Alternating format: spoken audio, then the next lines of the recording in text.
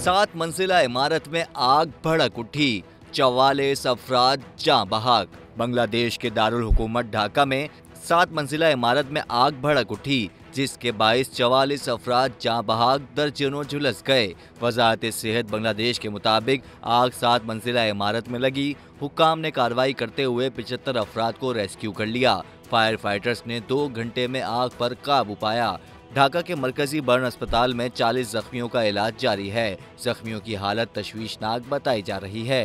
हुक्काम के मुताबिक इमारत में मौजूद बिरयानी के रेस्टोरेंट में आग लग गई थी, जिसने ऊपर के फ्लोर्स को भी लपेट में ले लिया था।